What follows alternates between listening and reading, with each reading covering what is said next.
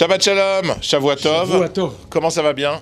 Mieux. Ça va mieux, hein? Quand je te vois, je vais mieux. Ah, moi aussi, quand je te vois, je vais mieux. Et quand je vous vois tous, alors là, je suis au top, je vous embrasse tous. On s'est rencontrés à droite, à gauche, machin, à Tel Aviv, à Natania, à Paris, dans l'avion, dans l'aéroport. Voilà, tous, je vous embrasse. Fabrice, mais les gens, ils veulent pas te rencontrer à l'aéroport, ils veulent entendre ton Dvar Torah sur Israël Torah. Ton Dvar Torah, ne confonds pas. Alors, parachat de la semaine, parachat Vayakel. Vayakel parachat, t'as dit? Vayakel Moshe. Moshe, il ramène les Juifs pour... Se réunir. Apparemment, ça ne va pas mieux. Pour ramener, pour construire le temple. Oui. Ils amènent l'or, l'argent, la laine, le lin, tout ce qu'il faut pour construire. Et là, il se passe, dans la paracha, on parle d'un mot, Vayavou kol ish asher nesao libo. Ils sont venus tous les hommes qui l'a porté son cœur. Son cœur l'a emporté. Vekol asher nadva rucho. Son esprit veut donner. Comme tu as dit une fois, donner. Donnez-moi de la moulaga. Après, c'est marqué Vekol isha chachmat lev beyadeh atavu. Les femmes qu'ils ont tissées, c'est des femmes qui étaient intelligentes du cœur. Après, on nous dit Kol ish ve isha asher nadav libam. On répète que le cœur, tout vient du cœur. Tout parle du cœur. Ouais. Mais on va prendre une société professionnelle qui sait fabriquer. On va fabriquer les meilleurs habits et les meilleurs kelim. Pourquoi on nous parle tellement en longueur de qui va le faire? Betzalel, Ben Uri, Ben Chour, Lemate, Yehuda.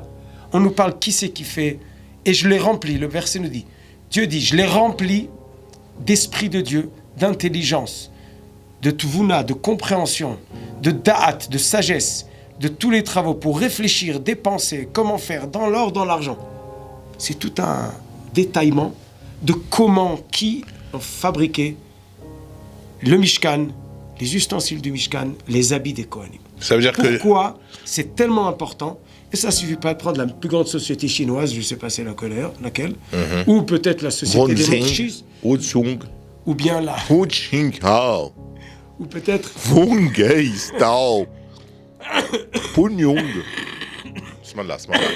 Alors, pendant cet intermède où le Rav s'étouffe, une petite chanson en chinois pour vous. Peut-être la société des montres suisses, qui est juste... Rolex.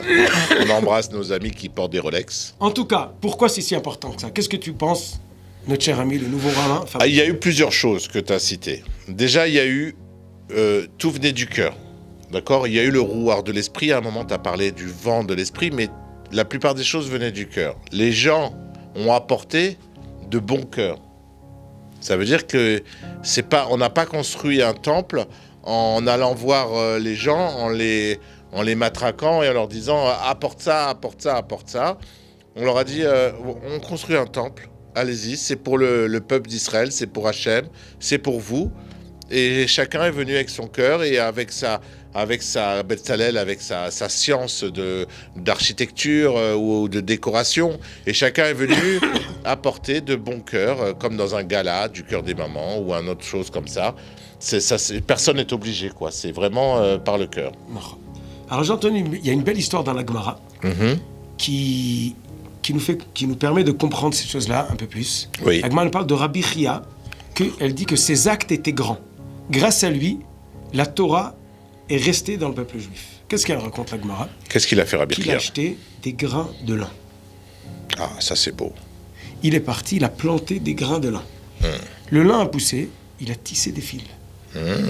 Il a fait des... rideaux. Non, il a fait pour attraper des animaux. Comment on appelle ça? Des filets. Des filets. Des filets. Et qu'est-ce qu'il a attrapé? Des cerfs. Des cerfs. Il a fait la shrita des cerfs.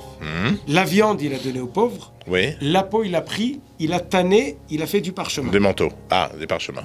Il a pris le parchemin, il a écrit les Chamisha Chumshe Torah, les 5 livres de la Torah. Tout ça avec un bout de lin. Avec un grain. Un grain de lin. Qu'est-ce qu'il a fait après? Il est parti d'une ville à l'autre.